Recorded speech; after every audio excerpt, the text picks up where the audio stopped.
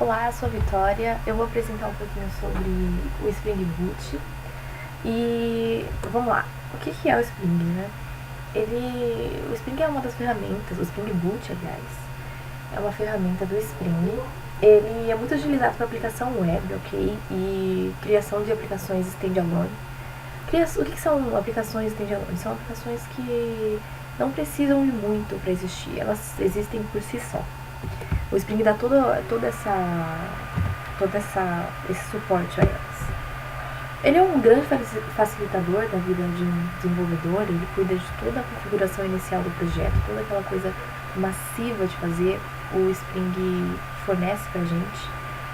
Uma das maiores vantagens dele é que ele funciona a partir de convenções, e isso é muito bacana. Se a gente tem uma aplicação que vai conversar com um banco de dados ou qualquer outra coisa, existem coisas chamadas dependências dentro do Spring. Se a gente quer alguma coisa relacionada a banco de dados, a gente pega essa dependência, coloca no .xml, que é onde a gente consegue deixar as nossas dependências do projeto. E a partir do momento que a gente coloca ali, o nosso projeto conta com todas as funcionalidades dessa dependência. Outra vantagem dele também é que ele tem um servidor embarcado, isso facilita os testes, a subida em produção, se for o caso do projeto. Isso é muito bacana. Ele é feito de dependências, como eu disse.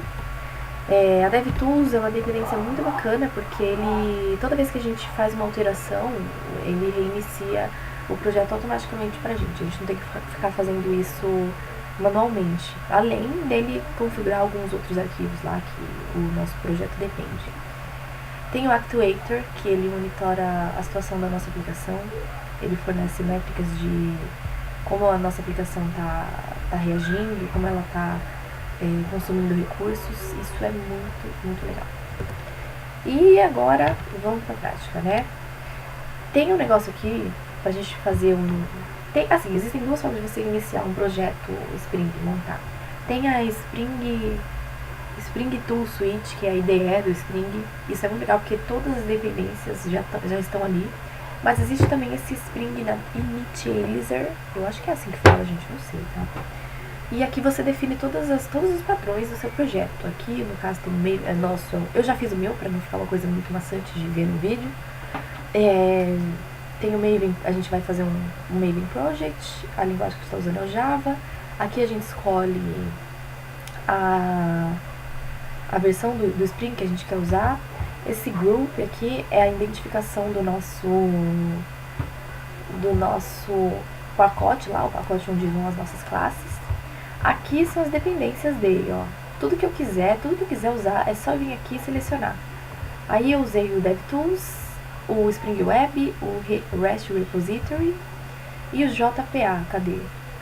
Aqui, ó, Spring Data JPA, que tem a ver com o banco de dados. E o MySQL Driver, porque a gente precisa dele para fazer a conexão com o banco de dados. Vamos no Eclipse agora, né? Vamos botar a mão na massa. Antes de tudo, eu quero explicar para vocês a estrutura. Bacana ela ser respeitada, porque o Spring ele só funciona assim. Então tem essa classe aqui, que é o Project Application, que é nosso main. Ela vem anotada com @Spring Boot Application, aqui, ó. Aí toda vez que a nossa aplicação subir, o Spring vai bater aqui, vai identificar que essa é a primeira classe que deve ser lida. Depois tem os controllers, que é toda a parte onde a nossa aplicação vai receber as requisições web. Tem o DAO, que é a camada onde a camada que se comunica diretamente com o banco de dados. Tem as entidades. Tem os DTOs, eles são utilizados para resposta de alguma requisição de banco ou para inserir informações, a gente usa o DTO. Tem as entidades, essa classe aqui, ela simula a entidade do banco mesmo, e ela é anotada aqui, ó, com @entity. E aí esse @id, ele define esse atributo aqui como o atributo da chave primária da tabela. Então por isso que é só ele que é anotado com esse ID. E esse arroba column aqui a gente coloca o nome das colunas da tabela. E é importante que elas sejam exatamente iguais, tá? Porque se o Spring vai vir aqui, vai fazer uma varredura da classe, se ele não encontrar, se ele vê que tem divergências no nome, ele solta um erro, a aplicação para. Tem o service, que é toda a nossa camada de regras de negócio mesmo,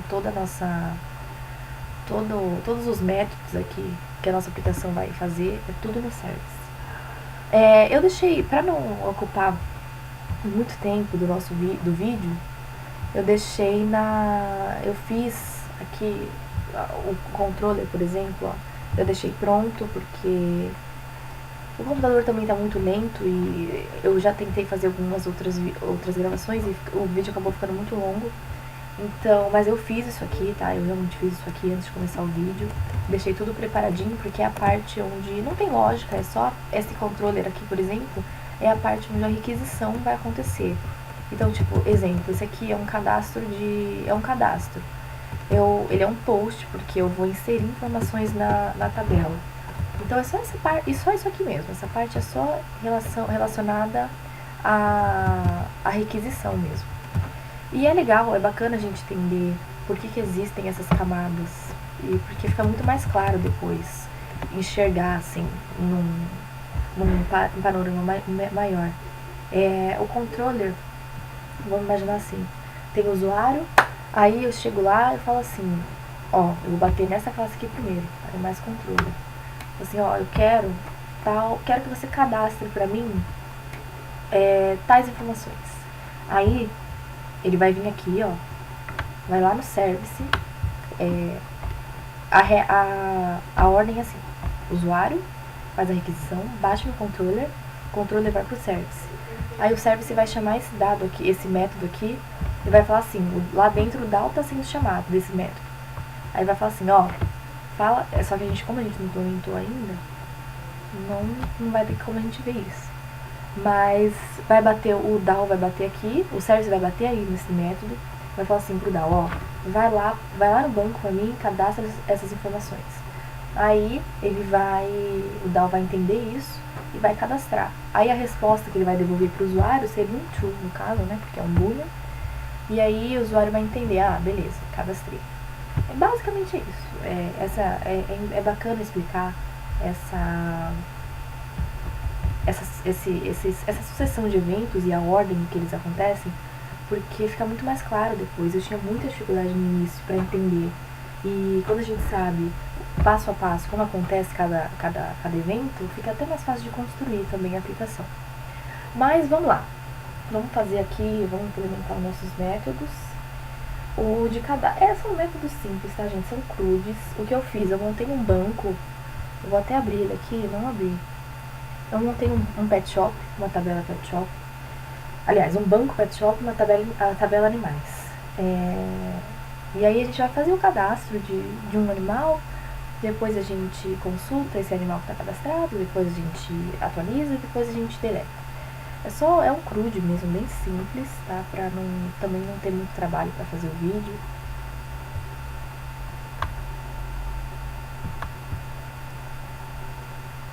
Bom, continuando, vamos fazendo aqui. Como que vai funcionar esse método cadastrar? A gente chama a nossa tabela, nossa entidade, animais, né? Animais. O que vai acontecer aqui? A gente vai atribuir a ela esse TTL Helper é uma classe, gente, que ela usa o conceito de classe utilitária, tá? É onde a gente pode usar métodos estáticos lá dentro. E a gente não precisa instanciar essa classe, tipo, fazer um new alguma coisa, não precisa. É só usar ela, o nome da classe, e chamar o método. É uma classe composta só por métodos. Aí, animais, a gente vai usar aqui, converter animais DTO em animais. Por quê? Porque a gente vai receber, quando o usuário, a gente vai testar isso aqui no post. No post eu vou colocar lá, vou dar um input com os dados que eu quero inserir na tabela. Mas é um objeto diferente do objeto que a tabela aceita. A tabela aceita esse tipo de objeto aqui. Então a gente tem que converter essa informação que a gente está recebendo do usuário nesse objeto aqui, para ele inserir normalmente. Aí beleza, a gente faz essa conversão. E só basicamente vai fazer isso aqui, ó. This.down.save. E eu esqueci de explicar isso aqui, que é muito importante, ó. Save, cadê? Essa aqui. Animais. O DAO é a parte mais importante da nossa aplicação. Se é uma aplicação que conversa com banco de dados. Aqui, tá vendo? Ó, ele é um repositório, eu tinha feito, esqueci de mostrar. É um repositório, porque conversa com um banco de dados. A gente estende esse CRUD de repository aqui, tá vendo? Que ele pertence àquela dependência JPA. E aí aqui a gente define a tabela que a gente está usando e o tipo de chave primária dela, que é o ID. Como é um número, então é um inteiro. Aí, aqui no service, quando a gente dá this.down.save, esse save vem daquela classe CRUD repository que a gente estendeu lá. E aí, essa é uma das facilidades das dependências, tá vendo? Do Spring. Aí depois disso, beleza. Ele veio aqui, salva. Se der tudo certo, que a gente espera que dê, vai retornar um true. Aí aqui, vamos fazer o de consultar. Vamos fazer um for. A gente já definiu também aqui, tá? O retorno. Que ele vai retornar uma lista de animais DTO. Por que animais DTO? Porque a gente vai consultar a tabela. Essa tabela vai devolver um objeto do tipo animais, porque é a nossa entidade aqui. Então as informações a gente não quer. Às vezes vai vir um monte de coisa desnecessária. Eu não quero que venha, sei lá, data de nascimento do bichano. Aí a gente define tudo que a gente quer dentro desse objeto aqui. Eu só quero que traga o ID dele, o nome do dono e a espécie. Pronto. Então toda a informação vai ser adequada a esse tipo aqui de objeto. Vai ser uma lista, porque vão ser mais de um registro que a gente vai devolver. Aí a gente faz um for. Aí aqui, animais, entidade. E a gente chama um método chamado findAll. Isso. Porque ele vai lá, a cada objeto, entidade que ele for achar, ele vai mostrando tudo pra mim. Ele vai... Quer ver? Peraí, deixa eu só fazer aqui. Acabar essa parte, senão fica confuso. Retorno ID, DTO helper. A gente também tem que converter, né, o tipo de informação que tá vindo. Animais DTO em animais. Aliás, animais em animais DTO. E aí, o que vai acontecer? A cada objeto, entidade que ele for encontrando, ele vai adicionando na lista e convertendo pro tipo de objeto que a gente quer, que no caso seria animais DTO. E aí é só dar um return aqui, retorno, porque é o tipo de retorno dele, que é a lista. E o nosso método consultar tá pronto. 13 minutos já, hein, gente? Meu Deus. Aí o deletar, muito simples também. A gente faz aqui, chama um registro da tabela, registro, aí dá um this.down.findOne, que no caso a gente quer excluir um registro só, e a gente passa um ID dele, que seria a chave primária. Aí é só a gente dar um this.down.delete. Todos esses métodos estão vindo daquele CRUD repository. E aí, return true, né? A gente espera que dê tudo certo. Aí o update é basicamente a mesma coisa. A gente também vai chamar um registro. Também vai ter um findOne, que a gente também vai passar um ID. Aí a gente faz um if aqui, básico. Se a gente não encontrar nenhum registro, a gente lança uma exceção. Opa!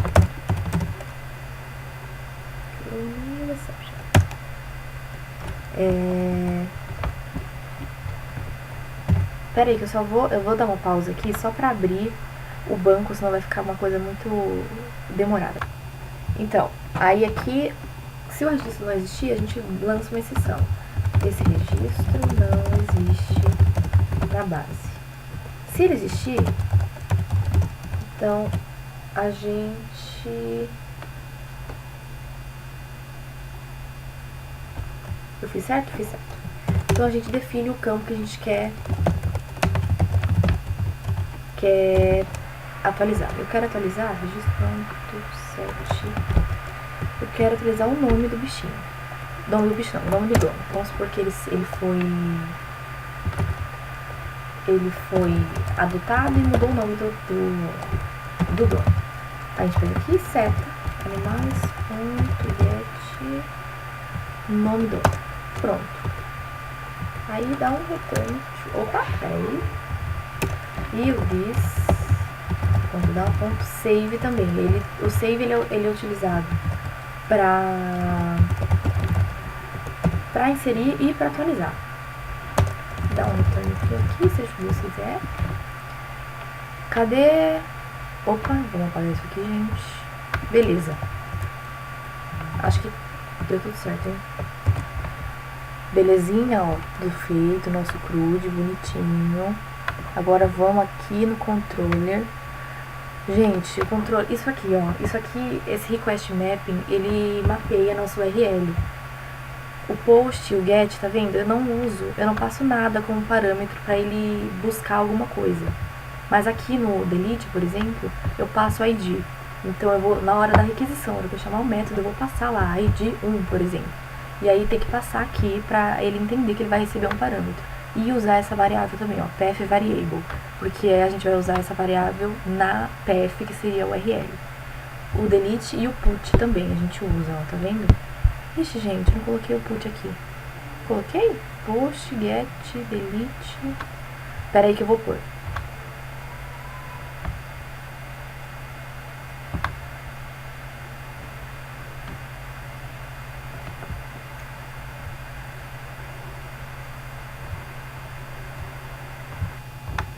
Bom, eu fiz aqui já o put, que era o de atualizar, o delete, o get e o post. Vamos rodar a aplicação.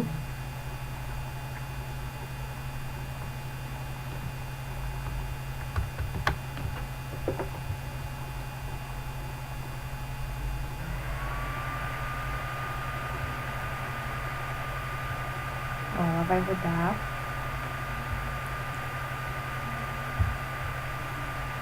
Esse computador tá muito lento. Ó, rodou. Vou esperar aqui, vou dar o pause pra ela, até ela rodar, até ela start. Ó, ela startou aqui, ó, Starter Application. Agora a gente vai vir aqui, ó, Post. A gente vai colocar o nome do bichinho, o ID dele, que seria o 1, que é o primeiro registro.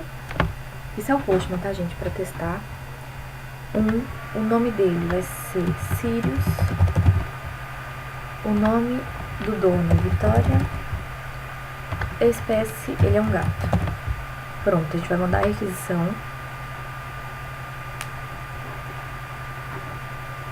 Ele vai ter que retornar um true. Aí, ó, retornou um true. Agora a gente vai vir aqui. Vamos dar um select na base. Vai aparecer o bichinho cadastrado. Um log aparece também, ó. Bichinho cadastrado com sucesso, Sirius.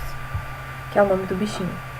Agora vamos chamar o de consulta. Post, get. Ele vai trazer pra mim o bichinho que tá aqui, ó, que tá cadastrado. Vamos o de put. A gente vai passar o ID aqui.